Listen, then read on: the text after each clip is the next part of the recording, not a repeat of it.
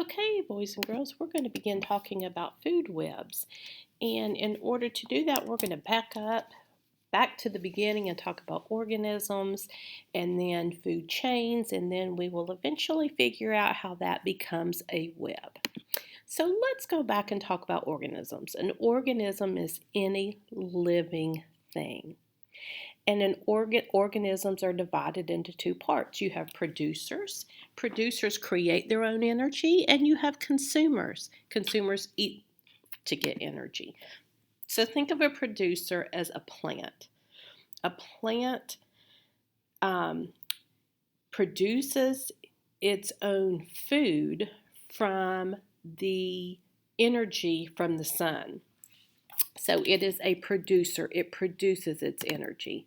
A consumer is an organism that eats to get its own food. We are consumers. We consume food in order to get the energy that we need. And most everything is a consumer except for the plants that are producers. Now we have three types of consumers. We have herbivores, carnivores, and omnivores. An herbivore eats plants only.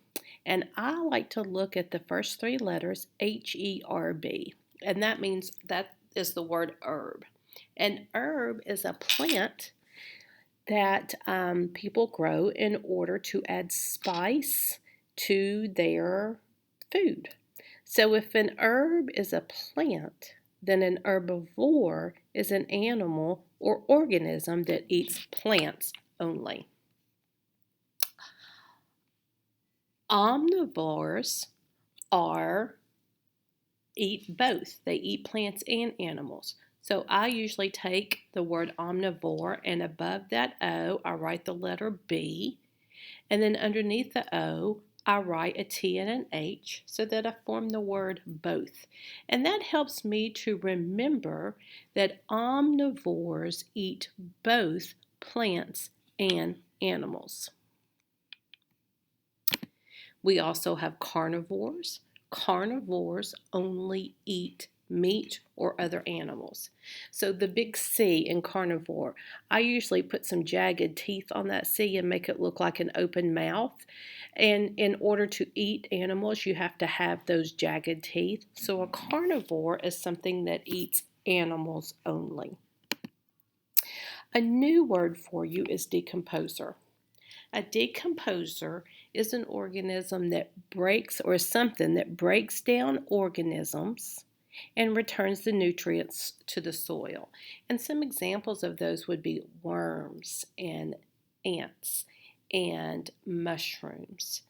So when you see, if a tree falls to the ground and you see a tree in the forest, it doesn't lay there forever.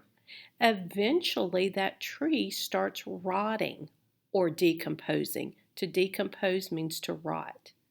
So it starts decomposing, and you'll see where chunks of it are missing, or you can see where it's rotting in places. And that is because decomposers, such as mushrooms or ants or worms, are causing it to break down. They're causing the energy and the nutrients that are in that dead tree to return back into the soil, and then new things can grow with that soil. The same thing happens to dead animals that are left laying different places. Now we know that other animals come and will eat them, but there are also decomposers that play a part in helping to break that down and return those nutrients to the soil. So this was just a review with some of your vocabulary. Tomorrow we're going to take some of this vocabulary, we're going to turn it into a food chain, and then we will go from there.